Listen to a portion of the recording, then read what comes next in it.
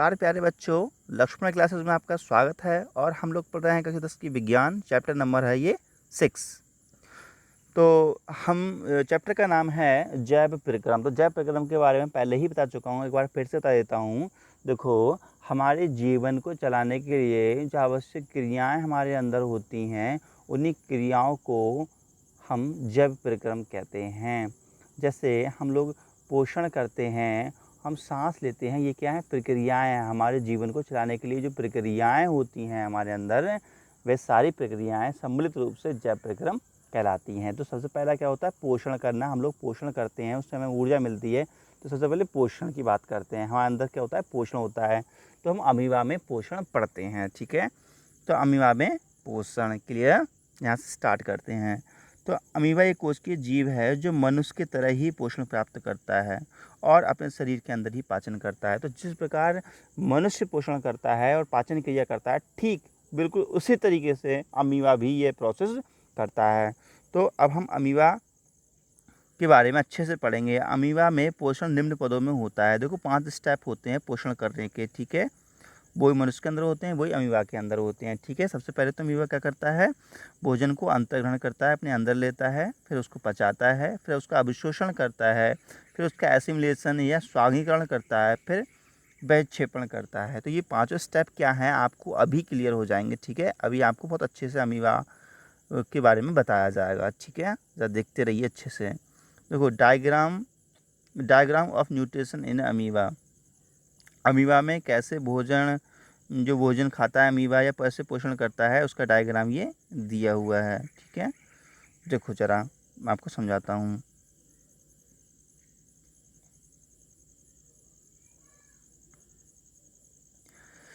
देखो प्यारे बच्चों, जरा गौर से समझना। देखो, ये है अमीबा का केंद्रक, ठीक है। और ये अमीबा का स्ट्रक्चर दिया हुआ है, ठीक है। अमीबा का कोई भी फिक्स स्ट्रक्चर नहीं है, फिर भी ये स्ट्रक्चर हमने बना दिया है, ठीक है। तो समझ में आया? अब देखो, ये अमीबा के कूटपाद कहलाते हैं। ये क्या कहलाते हैं? कूटपाद। इन्हें हम क्या कहते हैं?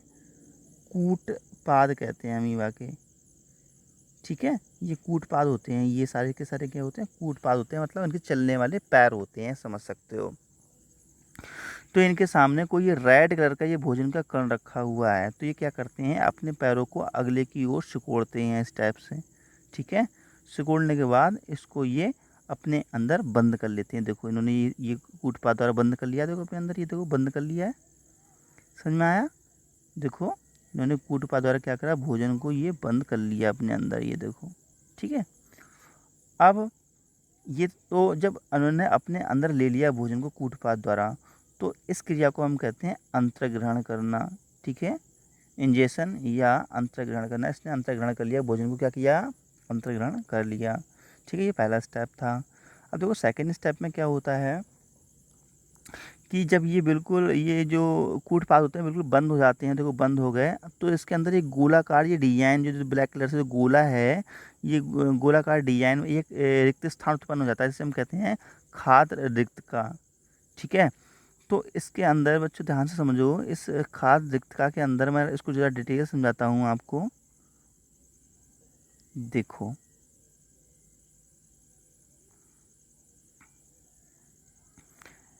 देखो इस खाद्य रिक्तका के अंदर देखो क्या था। पहले देखो, जो भोजन था, भोजन इसने समाहित किया था, ठीक है। देखो, ये भोजन था, देखो ये रेड कलर का भोजन है ना। पहले भोजन कैसा था? ये ऐसा था, ये दिख रहा है ना आपको, ऐसा भोजन था, ये रेड कलर का था, बड़ा सा भोजन था। लेकिन जब खाद्य रिक्तका के अंदर ये भोजन आया है, तो खाद्य रिक्तका में क्या है कि जो ये जो आपको सुआपंखी कलर दिख रहा है या आपको पीला कलर दिख रहा है, ये क्या है? ये जो खाद्य रिक्तका है, इसमें पाचक एंजाइम होते हैं। क्या होते हैं? पाचक एंजाइम होते हैं। ये लिखा है पाचक एंजाइम होते हैं, जो पीला पीला कलर का दिख रहा है आपको। ये पाचक एंजाइम क्या करते हैं? इस भोजन को छोटे छोटे पार्ट्स में डिवाइड कर देते हैं, है ना। जो मैंने लिख दिया, देखो भोजन के सरल अणु। तो देखो, बड़ा सा भोजन होता है, पहले बड़ा सा भोजन का कण होता है। जब वो पाचक एंजाइमों द्वारा छोटे छोटे कणों में डिवाइड हो जाता है, तब इस क्रिया को हम पाचन कहते हैं, ठीक है। समझ में आ गया पाचन क्या है? तो ये तीसरा स्टेप था पाचन। ठीक है, मतलब ये देखो बड़ा सा अणु था भोजन का, लेकिन इस खाद्य रिक्तता जब उत्पन्न होती है इसमें पाचक एंजाइम अपने आप बन जाते हैं, और वो पाचक एंजाइम क्या करते हैं, इस बड़े से अणु को छोटे छोटे पार्ट्स में डिवाइड कर देते हैं, अर्थात इसका क्या हो जाता है, भोजन का पाचन इस अमीबा के अंदर हो जाता है। लेकिन ध्यान देना, जब भी भोजन का पाचन होता है तो 100% पोषण में चेंज नहीं होता, वो कुछ ना कुछ उसमें अवशिष्ट जरूर बचता है। देखो अवशिष्ट लिखा है, दिख रहा है ना अवशिष्ट। तो ये जो हरे कलर का दिख रहा है आपको, जो हरा रंग दिख रहा है, हरा स्पॉट दिख रहा है छोटा सा, ये अवशिष्ट है, मतलब ये पचा नहीं है, ये बेकार का पदार्थ है। ठीक है, तो दूसरा स्टेप समझ में आ गया। बड़े बड़े अणुओं को छोटे छोटे सरल अणुओं में तोड़ना क्या कहलाता है, पाचन कहलाता है ना। अब ये पाचन हो गया इसमें, लेकिन कुछ अवशिष्ट बचा हुआ है। फिर अगला स्टेप देखते हैं। अगले स्टेप में क्या है बच्चों, ज़रा ध्यान समझना।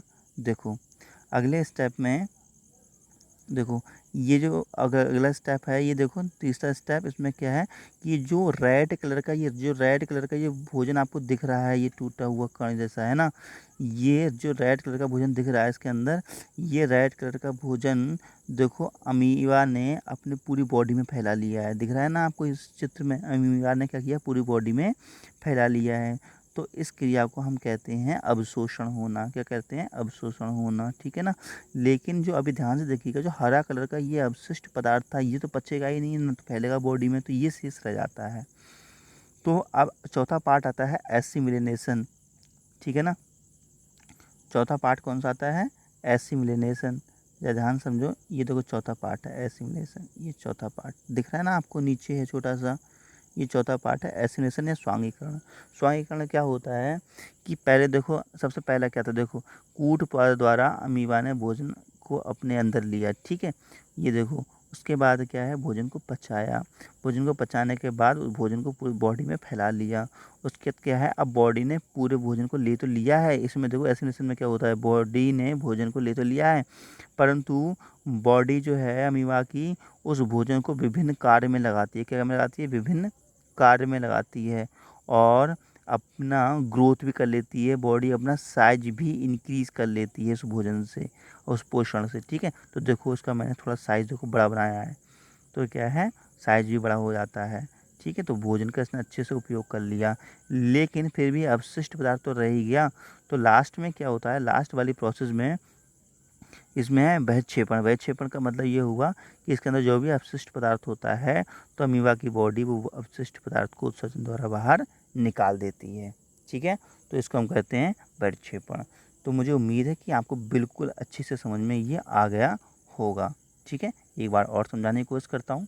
देखो सबसे पहले ये अमीबा है, अमीबा के पास क्या रखा है, भोजन रखा है। ठीक है, तो भोजन को कूट पादों द्वारा अपने अंदर लेता है, ये देखो अंदर ले लिया।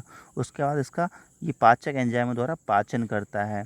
पाचन करने के बाद जो भोजन होते हैं उसको पूरी बॉडी में फैलाता है, इसे हम कहते हैं अभिशोषण।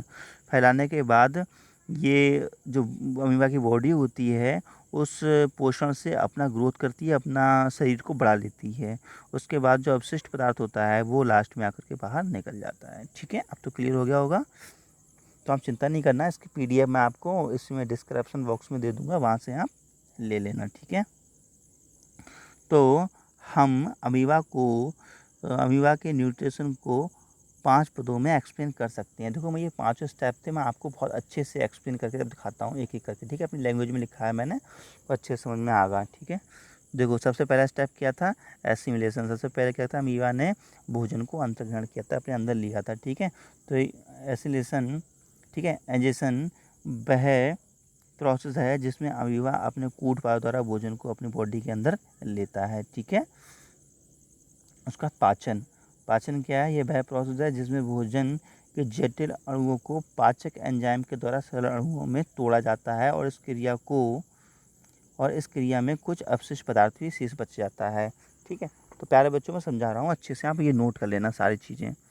उसके बाद अवशोषण। अवशोषण में क्या होता है, सरल अणु बॉडी के विभिन्न पार्ट में भेजे जाते हैं या फैल जाते हैं। फिर एसिमिलेशन। एसिमिलेशन क्या होता है, बॉडी ग्रोथ कर जाती है ना, इसमें न्यूट्रिशन के अणु को अपने विभिन्न कार्य में बॉडी लेती है, और बॉडी अपना साइज भी बढ़ा लेती है। ठीक है, ये एसिमिलेशन हो गया। अब लास्ट में है वैक्षेपण का मतलब क्या होता है, बॉडी से बाहर निकालना जो भी अवशिष्ट पदार्थ थे, है ना। इसमें क्या होता है, ये वह प्रोसेस है जिसमें बॉडी वेस्ट पदार्थ को अपने अंदर से बाहर निकालती है। ठीक है, कुछ नोटिस पॉइंट में लिखे, इसको भी जरा ध्यान दो। देखो पहला नोटिस पॉइंट क्या है, अमीबा के भोजन ग्रहण करने की यह विधि प्राणी संभोज विधि कहलाती है। ठीक है, सेकंड पॉइंट क्या है, अमीबा जिस प्रकार भोजन ग्रहण करता है उसे फैगोसाइटोसिस